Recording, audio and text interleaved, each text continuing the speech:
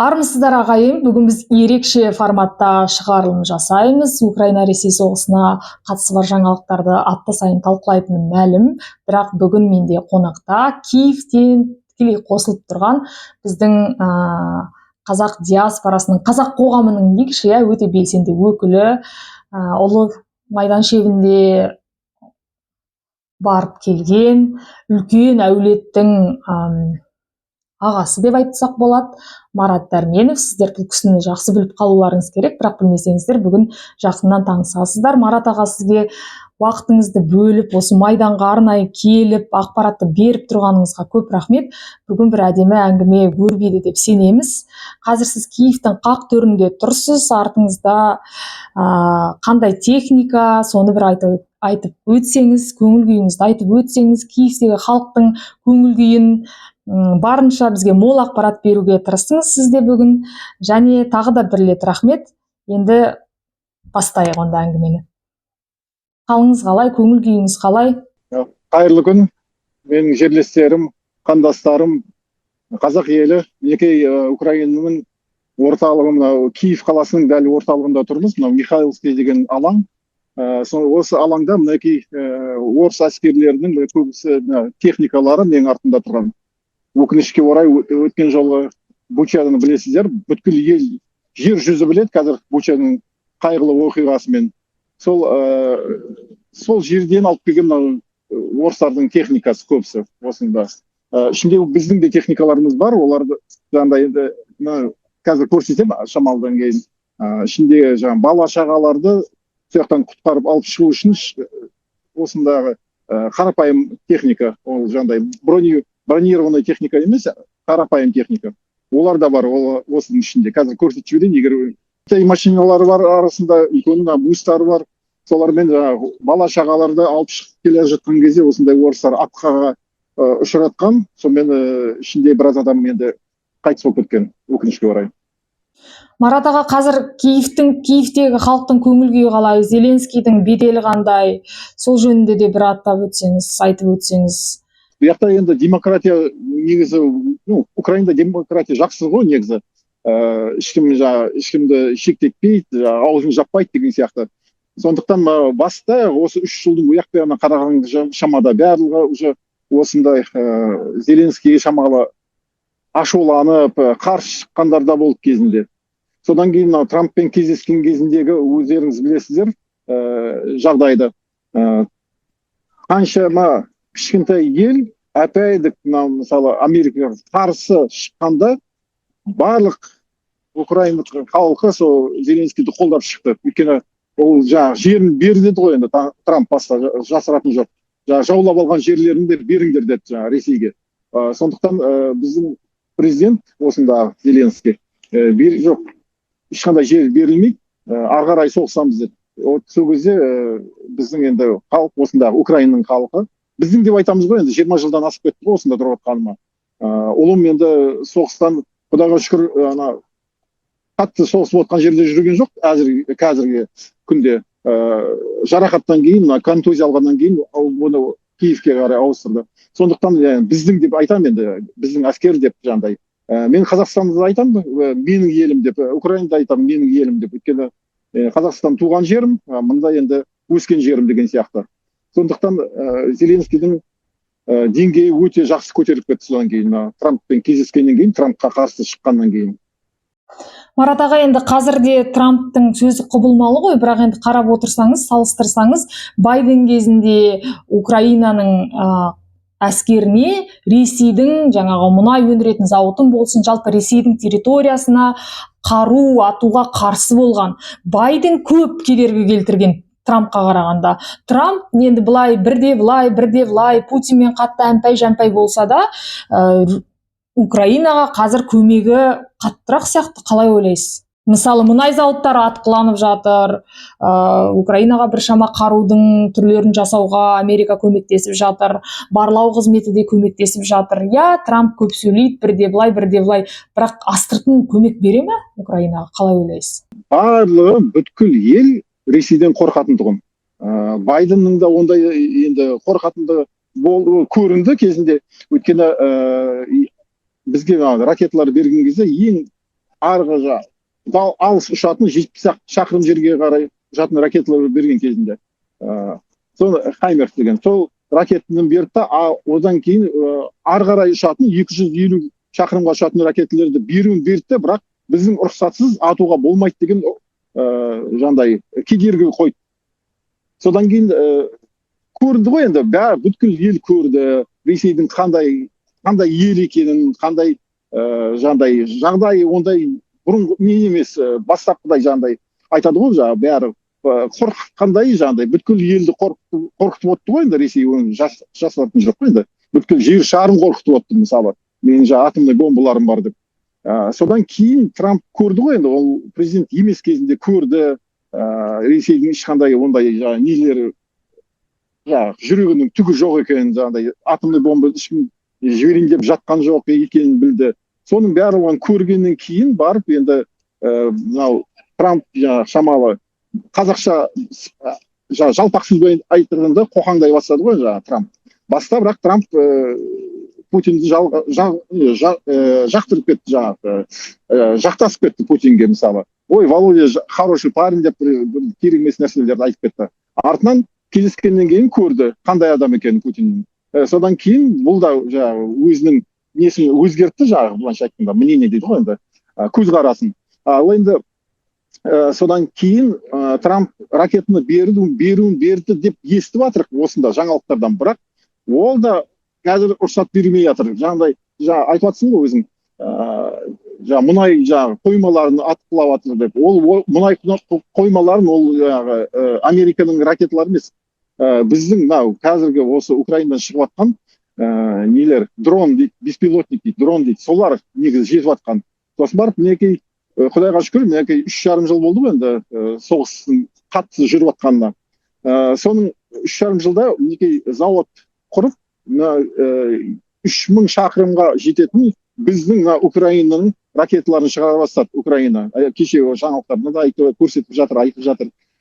Сол ішіндегі сол арасында 1-2 ракеталар ұшып кетті Ресейге қарай. Анау неге қарай, алыс қалаларға, неге шекараға бізге жақын емес, алыс қалаларға сол біздің жағы Фламинго деген жаңағыдай ракеталарымыз ұшып кетіп жатыр.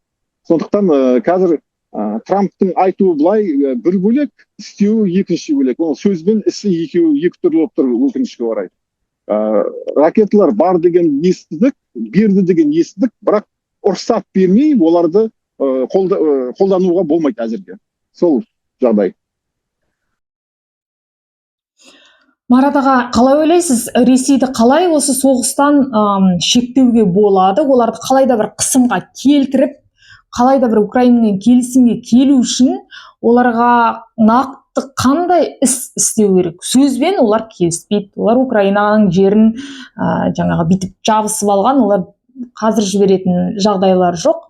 Қандай жағдайда Ресей үстелге отыруы мүмкін? Қалай ойлайсыз? 90-шы жылдары мынау біздің Совет үкіметі болды ғой, енді менің жасым 50-ден асты ғой, менің кезінде туып өскен Совет үкіметінің кезінде. Сол Совет үкіметі осы күндері ойлап қарасақ, ол неғып бітіріп кетті десек, сөйтсек ол санкция болған екен. Бізге айтпайды ғой ол кезде. Баяғы 79-шы жылы Афганға біздің әскерлер кірген кезде, мынау америкалықтар, мынау европалықтар бізге оказывается, мынау біз болғанда жаңағы Совет үкіметіне қатты санкция қойыпты. Содан кейін бытырап экономика жоқ, еш нәрсе жоқ, сонымен Совет үкіметі бытырап кетті. Сол сияқты, мысалы, қазір Ресейге егер қатты санкцияны қаттырақ егер баста, онда Ресей ол ары қарай бытырап кетуі мүмкін. Ол бізге тіпті жақсы болар еді. Өйткені мынау несі бар, ол жақтағы Кавказ бар, мысалы, шыққысы келіп отыр, негізі шыққысы келіп отыр, бірақ ол жақта басын көтеруге болмайды. Басын көтерген адамдарға бірден тек түрмеге отырғызып жатыр. Сосын барып мынау біздің татар дейді ғой, Татарстан мысалы Ресейге отырып, Татарстан өте түріктермен өте күшті қарым-қатынастары бар, экономикалық, өте жақсы экономикалық. Бірақ шыға алмайды, бөліп шыға алмайды, өйткені Ресей жібермейді, сосын барып ол Ресейдің ортасында тұр. Қалған майда шүйда елдер егер бөлек шығамыз деп жатса, онда Татарстан бірінші рет шығу мүмкін еді, мысалы, жаңағы неден Ресейдің қарамағынан, мысалға. Тек санкция, қатты санкция керек. Қару жарақты, егер берген қару жарақты рұқсат берсе, вот жаңағыдай, мысалы, мұнай қоймаларын жарып жатыр ғой, мысалы. Олардың ақшалары, мысалы, Ресейдің тек мұнай қоймасымен газ бен мұнай негізі бұлардың ақшасы түсетін, елге түсетін ақшалары.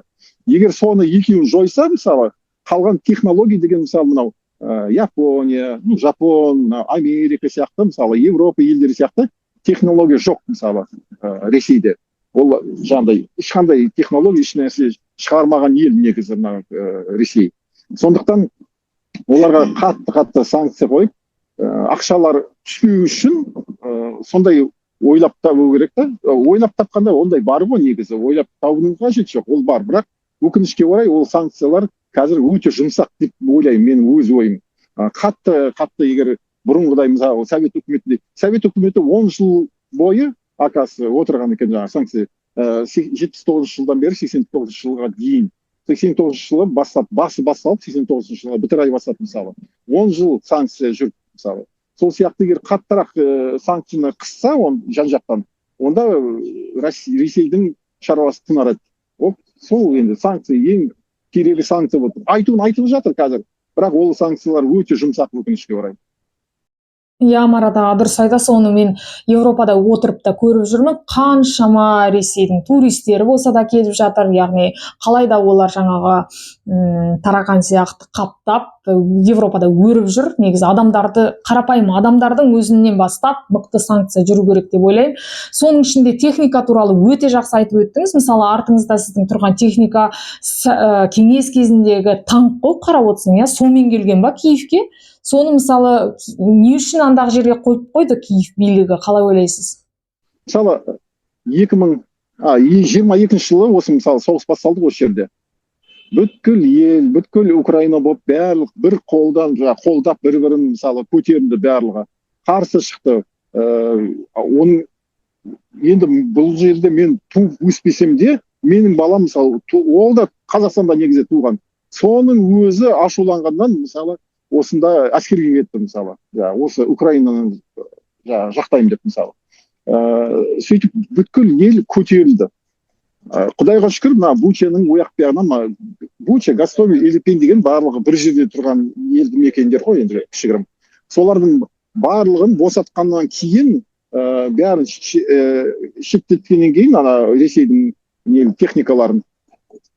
Арада енді бір жарым жыл өткеннен кейін жаймен ұмытыла бастады, өкінішке орай. Адамдар шамалы, банша орысша айтқанда расслабились дейді ғой, шамалы босаңқырап, онша бұрынғыдай емес көмегі. Сондықтан осыларды әкеліп қойды. Жаңағыдай адамдар жүріп отқан кезде көреді, мысалы.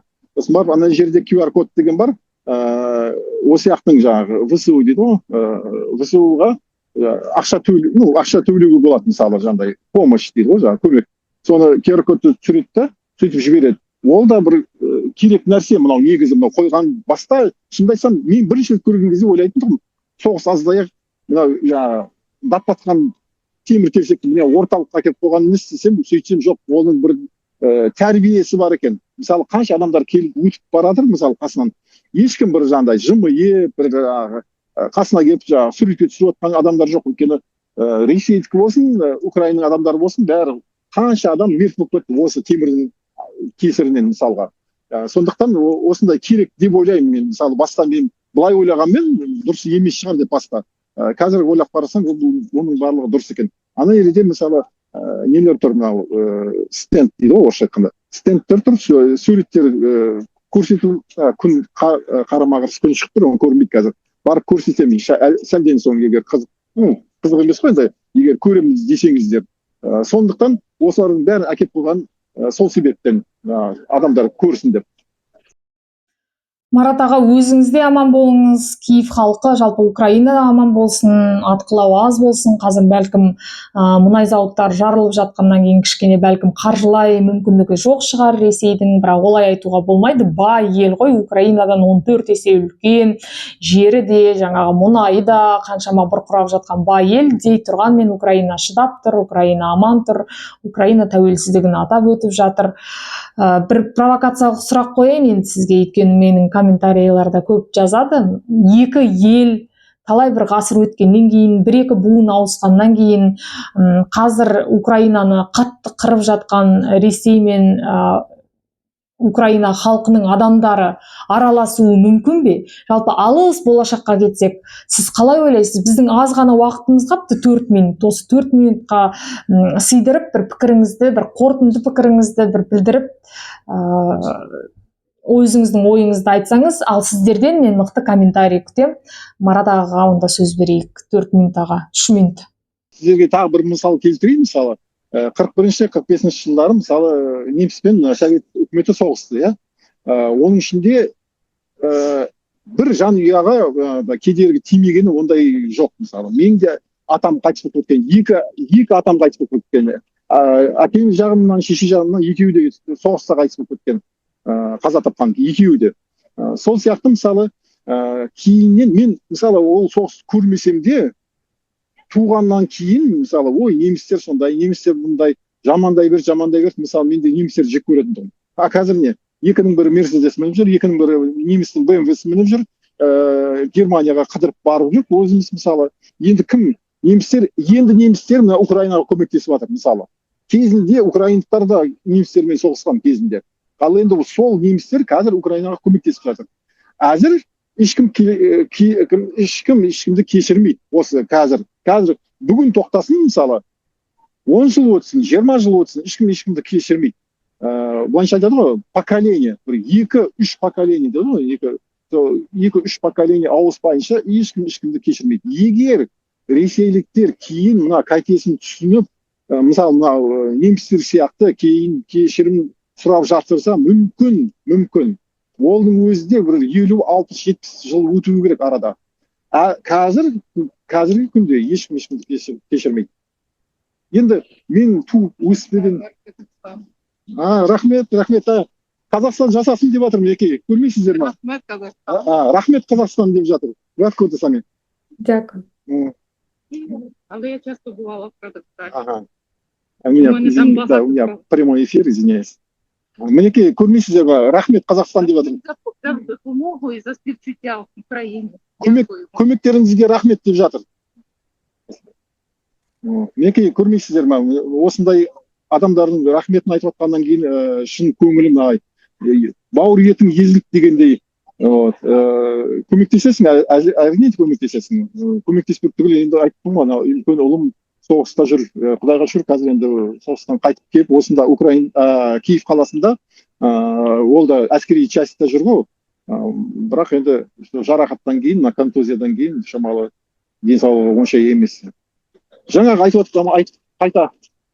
қайталап айтып өткенім сол жағдай. Мысалы, арада енді бір кеміген 50-60-70 жыл өтпей, ешқандай кешірім болмайды оларға. Рахмет Марат аға, өте сүбелі сұхбат болған сияқты. Пікіріңіз үшін, ал сіздерден көрермен, менің арнама жазылыңыздар, комментарий жазыңыздар. Марат аға үлкен әулет Киевте, біздің қазақ деген атымызды жаңғыртып, жаңа көрдіңіздер ма, алғысын айтып жатыр Украина халқы, өйткені олар жақсылықты білетін ел, әсіресе аштықта көрген